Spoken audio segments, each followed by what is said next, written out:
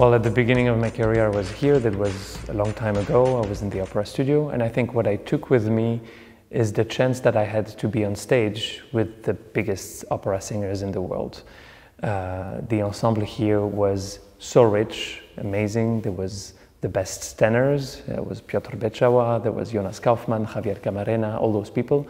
And so for me, what was very important is not even to talk to them, but to be next to them, to see how they work, to take from them the experience. How are the biggest opera singers in this world handling communication, handling their voices, handling rehearsals, all those things. This is something that I took with me. I think I took from my first years in Zurich the feeling of being part of a troupe, of an ensemble, the friendship, the feeling of a family also, because it's how I felt here and it's how I feel every time I come back. And yeah, every time I'm starting a production, even in another house where I don't know anybody, I think I bring with me this this feeling of wanting to make friends and to be part of a family, even if it's just for 2 months.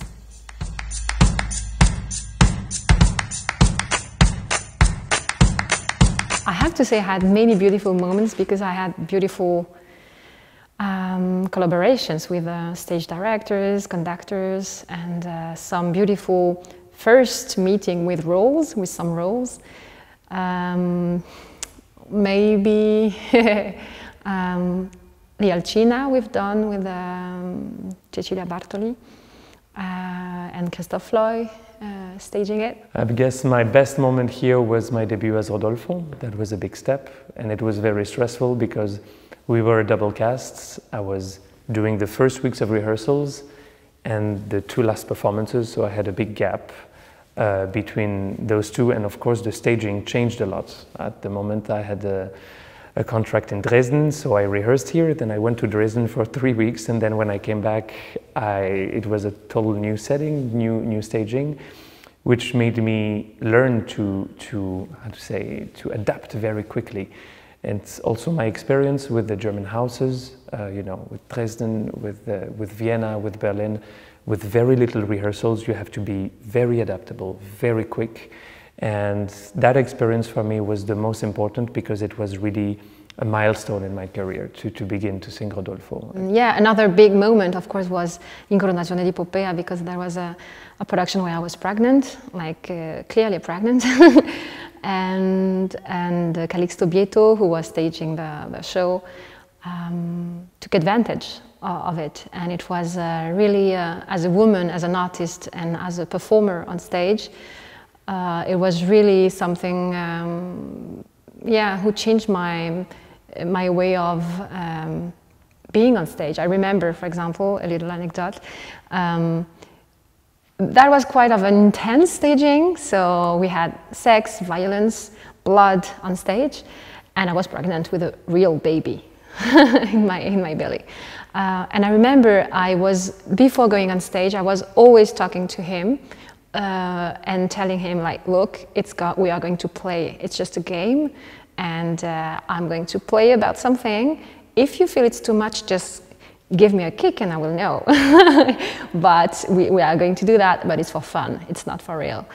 And actually the fact that I had to tell that to someone made me think in a different way, let's play. It's just a game. And that's something I like to remember. I think the crisis was a few years earlier, where I was this young singer, young tenor in the ensemble, trying to find my way, trying to find my voice, and having to deal with very different roles, very different vocalities.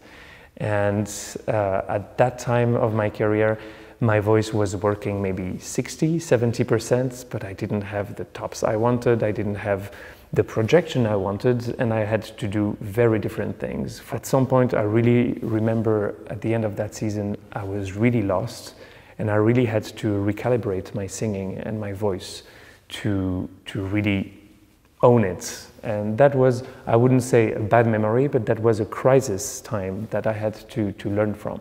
I will always remember Les Contes d'Hoffmann, the tenor had to cancel, he was ill, and they couldn't find a tenor.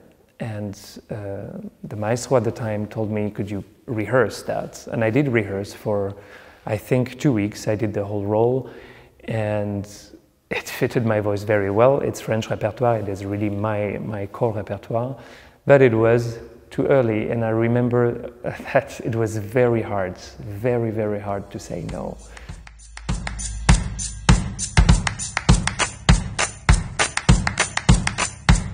Well, Zurich for me is home.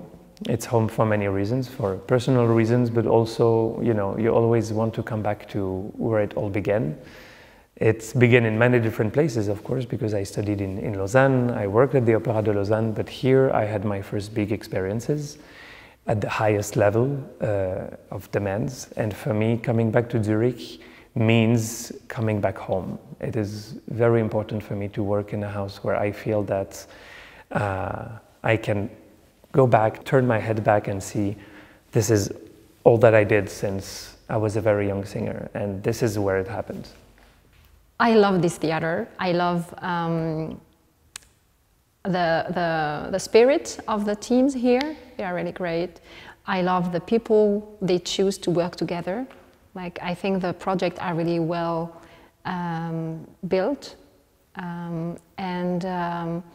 I think I also have an audience here, and I'm always happy to feel that they are happy that I'm coming back.